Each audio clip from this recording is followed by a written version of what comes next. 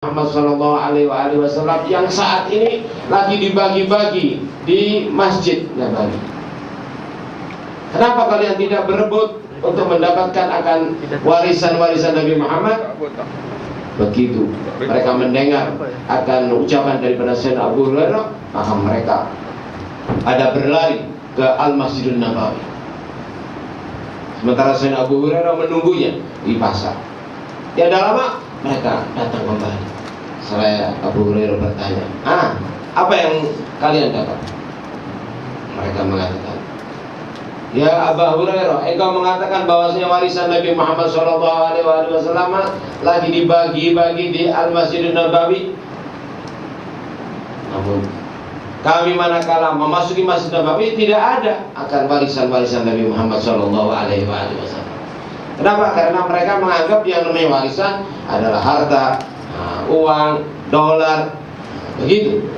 Namun mereka, Sayyidina Abu Hurairah bertanya, kalau demikian, apa yang kalian lihat di Al-Masjid Nabawi?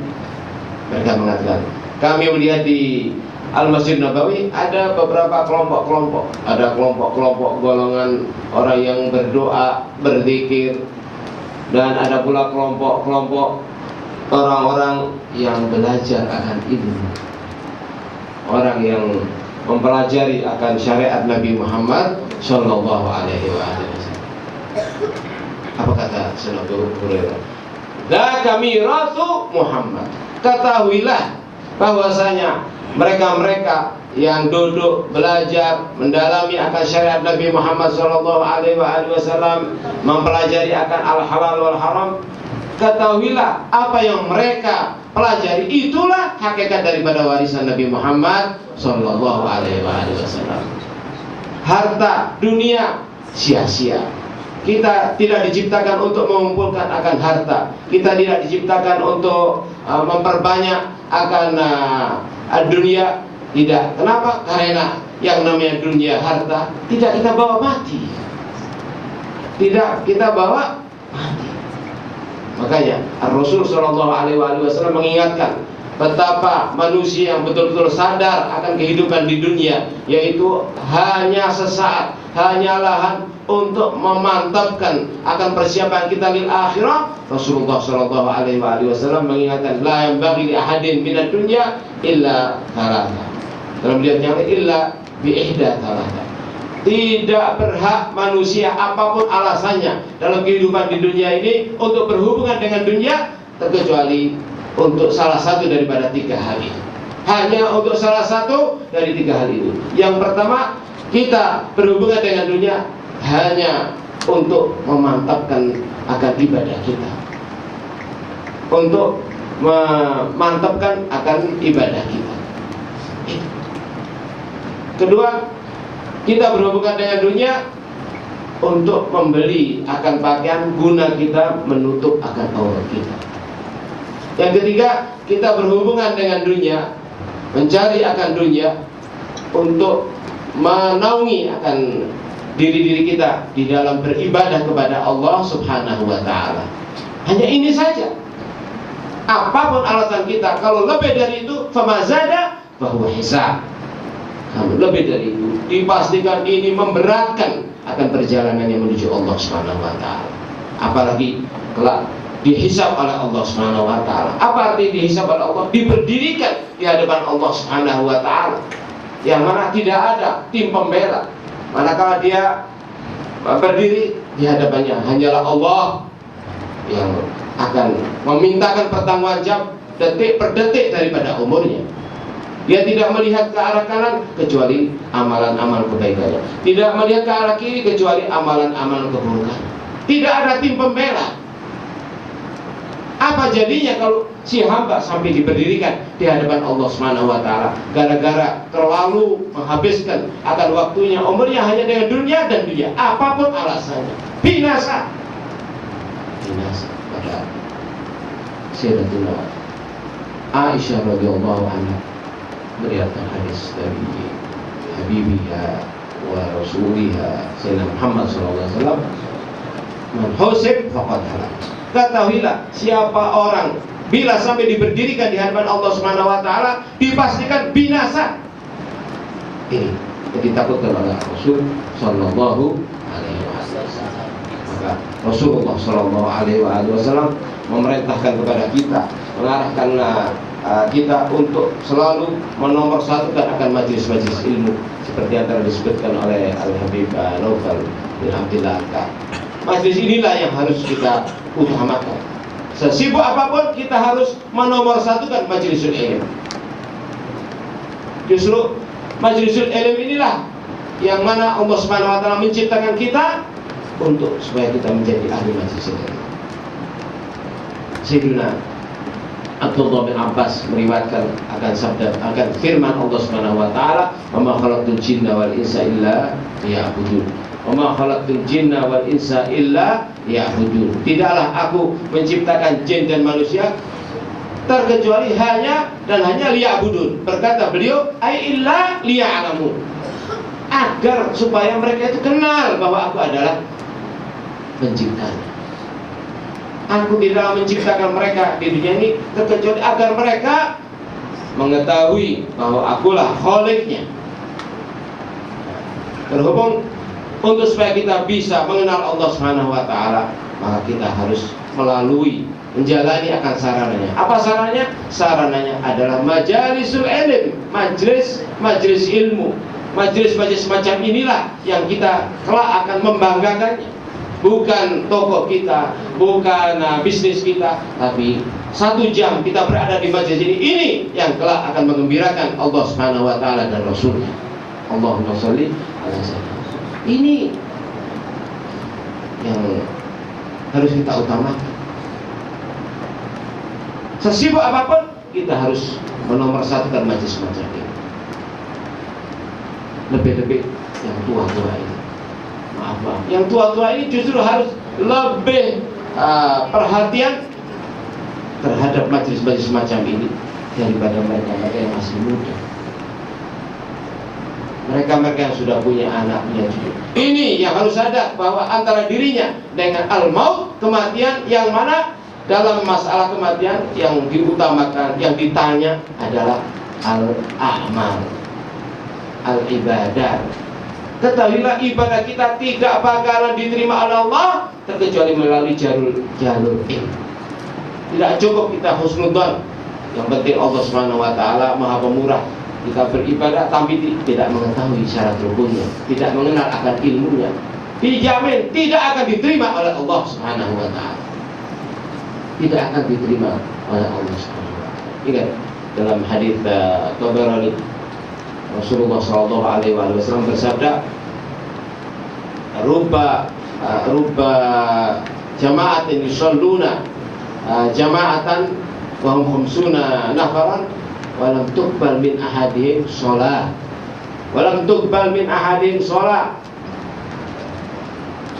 Tidak jarang suatu jamaah terdiri daripada 50 orang, mereka sholat, justru seorang pun tidak diterima oleh Allah Subhanahu wa taala akan sholatnya. Mengapa? Karena mereka tidak mempelajari syarat rukun daripada sholat. Berapa arkanus sholat? Tidak kenal. Berapa daripada mubtilatus sholat? Tidak tahu. Ini sia-sia akan ibadah, akan kehidupan. Ini ditangisi oleh baginda Rasulullah sallallahu alaihi wasallam. Manakala daripada umatnya diberi umur panjang, diberi kesehatan, tapi tidak mau menyisihkan waktu untuk mempelajari akan dasaran daripada diterimanya akan ibadahnya. Makanya Rasul sallallahu alaihi wasallam mengingatkan bahwa beliau diutus untuk mengajari akan umatnya, untuk mengenalkan akan umatnya kepada Allah Subhanahu wa taala melalui jalur ilmu. Sehingga beliau bersabda, "Innama bu'itsu mu'alliman." Innama bu'itsu mu'alliman. Aku diutus hanya untuk mengajari kalian. Ini yang harus kita utamakan. Sekali lagi, lebih-lebih bagi yang sudah berumur 50 tahun, 60 tahun, ini harus sadar, tidak akan ada yang mampu untuk menyelamatkannya terkecuali amalnya. Sementara mana mungkin amalnya diterima kalau dia tidak mengetahui akan syarat rukun. Mari kita memantapkan kesempatan daripada sisa-sisa umur kita ini dengan selalu dan selalu menjadikan diri kita bagian yang tidak terpisahkan daripada majelis-majelis ini. Ingat Rasul Shallallahu Alaihi Wasallam daripada perhatiannya terhadap majalisul ilm sampai beliau mengingatkan pada umatnya dalam hadits Ibn Majah, Sya'ati alaikum unasun yatlubuna al-ilm fa idza ja'ukum faqulu lahum marhaban bi wasiyati Rasulillah sallallahu alaihi wasallam wa gnuhum wahai sahabat-sahabatku, suatu saat sepeninggalku akan datang berduyur-duyur manusia ke Al-Madinatul Munawwarah, ke kotaku ini, guna menuntut ilmu dari sumbernya. Maka bila mereka datang, katakanlah pada mereka, ucapkanlah selamat pada mereka, dan katakan pada mereka, selamat datang wahai mereka-mereka yang kami diwasiati oleh Rasulullah Sallallahu Alaihi Wasallam untuk membantunya. Wagnuhum, dan muliakanlah mereka. Muliakanlah mereka. Dalam hal ini saya teringat akan mahaburkan Al-Habib Muhammad bin Alawi Al-Maghribi. Beliaulah orang daripada mereka-mereka yang paling sadar akan makna, maksud, arti dari sabda Nabi Muhammad. Wagnuhum, muliakanlah mereka. Bagaimana? Mereka-mereka talabatul ilm, wasiat Rasulullah, manakala ada kebutuhan, beliau yang membantu. Bukan saja dalam masalah makannya, dalam masalah tempat, dalam masalah kebutuhan pakaian, bahkan dalam keuangan, beliau yang memenuhi semuanya. Bahkan tidak ada murid yang malas, yang tidak mau belajar, didekatkan pada beliau. Cari bagaimana cara supaya dia betul-betul mantap di dalam menuntut ilmu. Ini amanat dari Rasulullah SAW. Saya teringat ada daripada salah satu kawan-kawan kita dari jamaah kita itu tidak mau belajar. Kenapa? Karena sepupu-sepupunya berada di Jeddah. Mereka itu kerja. Jadi mereka sering telepon dengan si anak tadi, mendorongnya untuk kerja, sehingga menjadikan dia malas belajar. Namun dari cintanya Syekh Muhammad Al-Maliki pada ahlul ilm, bagaimana supaya murid-muridnya, pecinta-pecintanya betul-betul memantapkan kesempatan untuk mencari ilmu. Sampai-sampai beliau mengatakan, coba kamu tanya pada sepupu-sepupu, per bulan mereka dapat berapa? Dapat 5.000 riyal? Oleh sekarang, kalaupun kamu masih malas, tidak mau belajar, tidak apa. Kamu anggap kamu bekerja pada per bulan aku beri 5.000. Yang penting kamu mau belajar. Ini warithul Habib Sallallahu Alaihi Wasallam, pecinta baginda Rasulullah Sallallahu Alaihi Wasallam. Bila ada daripada murid-murid tidak belajar, malas, manakala ditanya kenapa anda tidak belajar, dia mengatakan ayahku lagi dalam keadaan sakit, ibuku tidak bisa bekerja. Syekh Muhammad per bulan mengirim. Karena tidak ada urusan dengan sang orang tua. Malah Syekh Muhammad yang mendatangkan mereka. Semua kebutuhan perjalanan dari rumah sampai ke Makkahul Mukarramah, semuanya dari Sayyid Muhammad Al-Mahdi. Ini benar-benar mewaris baginda Rasulullah Sallallahu Alaihi Wasallam. Kenapa? Karena betul-betul beliau merasa bertanggung jawab akan umat Nabi Muhammad Sallallahu Alaihi Wasallam. Bagaimana menjadikan Rasulullah Sallallahu Alaihi Wasallam bergembira, yaitu bila umatnya masing-masing memiliki dasar ilmu, sehingga sekecil apapun daripada amal ketaatan pasti diterima oleh Allah Subhanahu Wa Taala berkat ilmu. Oleh karena sekali lagi kita tidak boleh meremehkan atau menomorduakan akan majlis. Sesibuk apapun harus kita menomorsatukan majlis. Ingat suatu saat kita tidak bisa bangkit dari tidur kecuali diangkat, digotong. Jangan sampai di saat itu kita menangis, meratapi, kenapa dulu saya tidak belajar, kenapa saya dulu tidak memantapkan majelis semacam ini. Ini majelis penentu akan berhasilnya kita kelak dalam menghadap Allah Subhanahu wa Ta'ala. Maka tidak mengherankan bila Al-Habibul Imam Umar bin Idrus Al-Habashi itu beliau begitu sadarnya akan hakikat daripada ilmu. Ilmu itulah ghidhaul roh, makanan rohani yang sifatnya abadi, yang dibawa ke akhirat, dibawa menuju surga. Beda dengan makan minum kita. Ini ghidhaul badan. Ghidhaul badan tidak ada hubungannya dengan perjalanan kita ke akhirat, tidak ada hubungannya dengan perjalanan setelah kematian. Manusia makan, minum untuk menyehatkan badannya, begitu mati badannya dimakan oleh tanah. Karena Allah menciptakan akan badan ini hanya sementara. Badan yang ada daripada badan kita, walaupun kita hiasi akan badan kita, tubuh kita, kita jaga, mandi dengan sabun yang wangi. Ini makanan tanah. Makin banyak makan, makin gemuk, makin menjadikan tanah banyak selera, bertambah selera.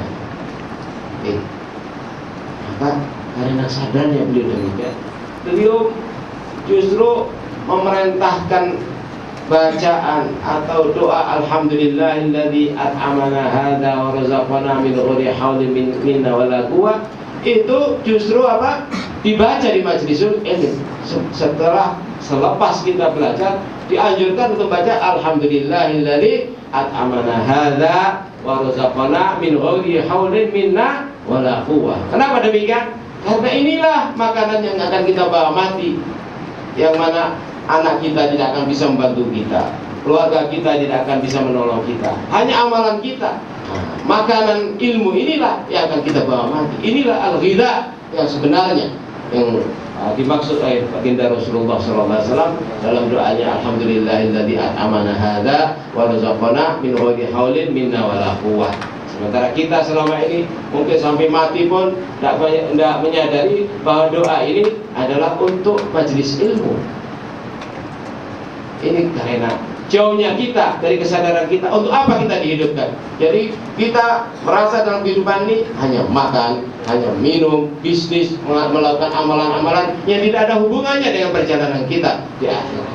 Maka wajib kita mensyukuri manakala kita disadarkan oleh Allah untuk menyadari bahwasanya yang namanya makanan yang harus kita cari, yang harus kita utamakan adalah makanan yang namanya ilmu.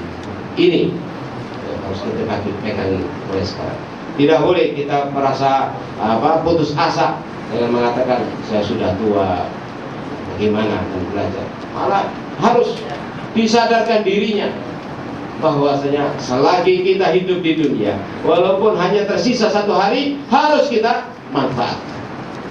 Makanya Nabi menyebutkan selagi kita masih hidup di dunia, tidak ada istilah terlambat. Tidak ada istilah terlambat. Kalau sebelumnya kita lebih mengutamakan bisnis dan pekerjaan, maka mulai sekarang mari kita menyadarkan diri kita. Walaupun kita bekerja, tapi tidak boleh meninggalkan majelis. Majelis kelak yang akan memuliakan kita. Majelis inilah kelak yang akan kita banggakan yang bagian.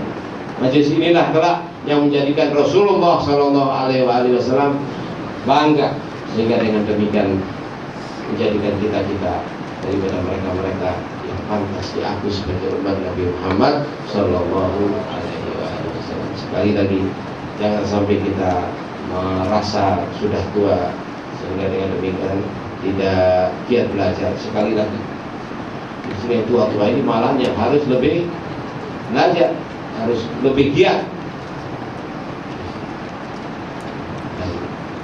Tidak perlu kita merasa kenapa kok disudutkan sebagai orang tidak. Nah, ini rahmat, anugerah dari Allah Subhanahu wa Ta'ala. Harus kita menerima akan peringatan dari Rasulullah SAW dengan hati terbuka, sehingga kita semua diabadikan dalam firman-Nya, alladzina yastami'una al-qaula yattabi'una ahsana. Daripada tanda-tanda hamba-hamba dicintai oleh Allah, daripada tanda-tanda hamba-hamba yang pantas mengaku sebagai Nabi Muhammad, manakala mereka mendapatkan akan nasihat walaupun dari yang lebih muda, itu justru dengan berbesar hati mau untuk menerimanya. Ini gambaran daripada mereka min ahli sa'adah. Allah waj'alna min ahli sa'adah, Allah min ahli sa'adah fid darain, waj'alna min ahli sa'adah fid dunya wal akhirah. Allahumma wafiqna lil julus fi hadzal majlis, Allahumma kathir min mithli hadzal majlis, waj'alna min ahli hadzal majlis الذي الرسول صلى الله عليه وسلم راعي هذا المجلس. اللهم إنا نسألك أن تجعلنا من الحائزين من فوائد هذا المجلس، من فوائد العلم.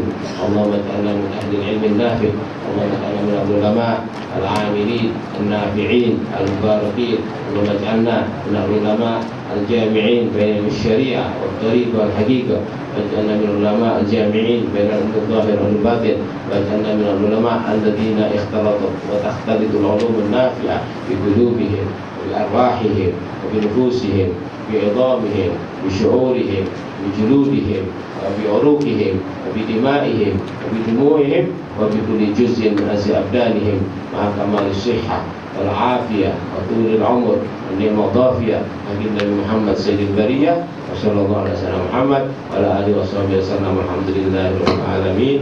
والسلام عليكم ورحمة الله وبركاته.